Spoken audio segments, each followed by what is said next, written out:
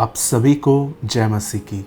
खुदावन यीशु के पाक और ज़िंदा नाम में मैं आप सभी को सलाम कहता हूँ।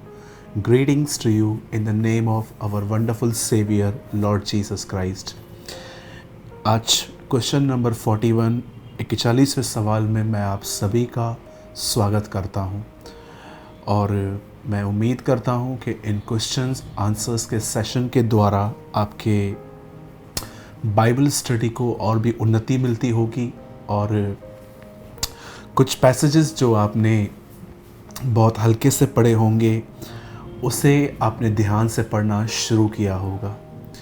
मेरे भाइयों, मेरी बहनों, हम पहुंचते पहुंचते आज 41 पे पहुंच गए हैं और मैं आपको बताना चाहता हूं कि ये क्वेश्चन आंसर स्टार्ट करने के पीछे सिर्फ एक ही मकसद है कि हम बाइबल को और गहराई से पढ़ें और समझें कि प्रभु हमें क्या बोलना चाहते हैं।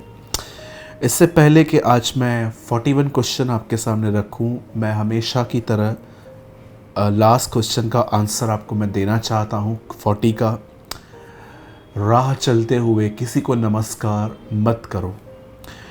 यीशु मसीह ने अपने चेलों को ये बात कही थी और उसने कहा था कि जब रास्ते पे कोई तुम्हें मिलता है तो उसे सैल्यूट, नमस्कार, सलाम मत करो। क्या कारण था? हमें से कुछ लोगों को लगता होगा कि प्रभु ने हमें विश करने के लिए क्यों मना किया, आखिर क्या रीज़न था।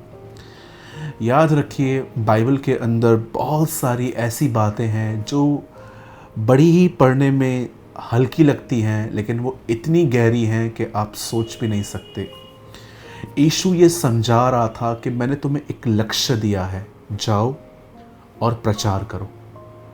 और आप जानते होंगे कि ये जो चैप्टर है स्पेशली मिनिस्टर्स के लिए, जो सेवा करते हैं उनके लिए है। और प्रभु उन्हें समझा रहा था कि जब मैंने तुम्हें काम दिया है तो सिर्फ मेरे काम पे कंसंट्रेट करो। प्रभु नहीं चाहता था कि कोई उन्हें मिले और वो उससे बातचीत करने के लिए खड़े हो जाएं और उनके मन में ये बातें आएं, क्योंकि याद रखिए, पवित्र आत्मा की आवाज़ बड़ी सेंसिटिव होती है। उसे समझने के लिए हम एक सेंसिटिव माइंड की नीड होती है, एक ऐसा माइंड जिसमें शांति हो। इसलिए रोमन्स में भी लिखा गया है, आत्मा शरीर पर मन लगाना तो मृत्यु है, परंतु आत्मा पर मन लगाना जीवन और शांति है। We need peace. हमें शांति की ज़रूरत होती है ताकि हम खुदा को सुन पाएँ। इवन आप जानते होंगे कि ओल्ड टेस्टामेंट में एलीशा ने भी जब गहजी से कहा कि जा उस बच्चे को ठीक करने के लिए, तो उसने भी उससे यही बात कही थी कि अगर रास्ते पे कोई मिले तो बात मत करना, क्योंकि वो जानता था कि इसका फोकस कभी भी बदल सकता है। सो यही बात थी और मैंने आपको ऑलरेडी हम आपको आंसर दे चुके हैं और अब हम 41 क्वेश्चन में आ रहे हैं, जो मैं जानता हूँ डे बाय डे क्वेश्चन अब हार्ड होते जा रहे हैं और ये ज़रूरी भी है कि हम गहराई में जाएं। इससे पहले कि मैं आपके सामने 41 क्वेश्चन रखूं, मैं उससे पहले हमेशा की तरह को कहना चाहता हूं कि आपको आंसर्स ट्यूसडे नाइट तक देने हैं। सेकंड थिंग, वेडनेसडे को आपको आंसर नहीं देना। कुछ लोग दे रहे हैं आज भी, पर मैं आपसे विनती करता हूं ऐसा न करें, क्योंकि हमें और भी बहुत सारे काम होते हैं। वेडनेसडे को हमें वीडियो प्रिपेयर करना पड़ता है, तो जितने भी आंसर्स हैं आपके ट्यूसडे तक आ जाएँ तो ज़्यादा अच्छा होगा। और आपको आंसर वॉइस नोट में नहीं भेजना, टेक्स्ट करके भेजना है।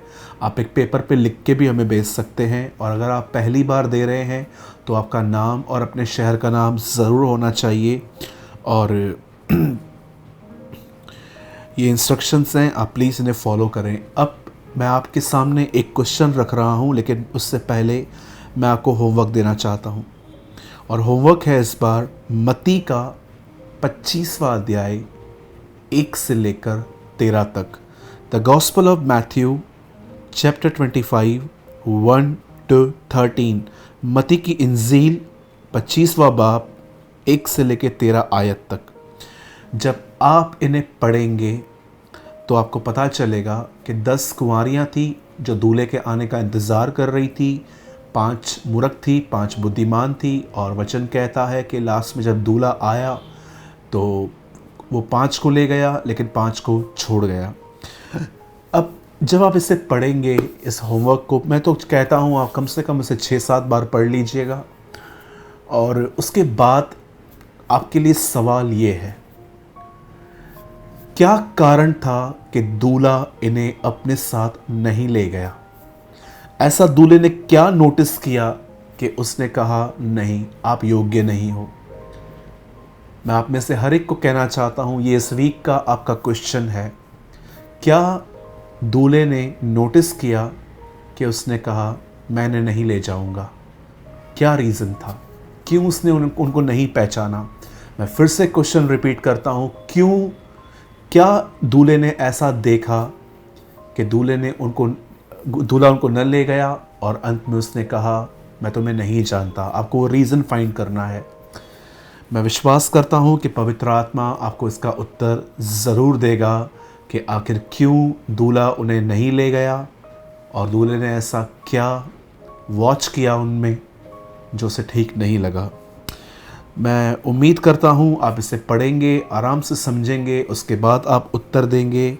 और मैं आपको फिर से कहना चाहता हूँ, हमें आपके रिस्पॉन्स, जो हमने लास्ट टाइम आपको कहा था कि हमने बेसिक टीचिंग स्टार्ट की है और हमने ज़ूम मीटिंग्स जो हैं वो स्टार्ट की हुई हैं काफ़ी टाइम से, और आप में से बहुत लोग हमसे जुड़े हैं और हम आपका धन्यवाद करते हैं। और धन्यवाद करते हैं कि आपने, बहुत सारे लोगों ने the spirit and the bride says come channel को भी आपने सब्सक्राइब किया, क्योंकि आप बहुत ईगर हैं रेवलेशन को जानने के लिए। और हम बहुत जल्द वहाँ पर वीडियोस अपलोड करने वाले हैं, और मैं जहाँ तक जानता हूँ एक वीडियो लगभग रेडी है और हम बहुत जल्द अपलोड करेंगे।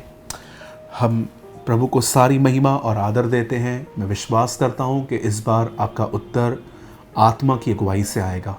हम सारी बातों के लिए प्रभु को महिमा देते हैं। जय मसीह की।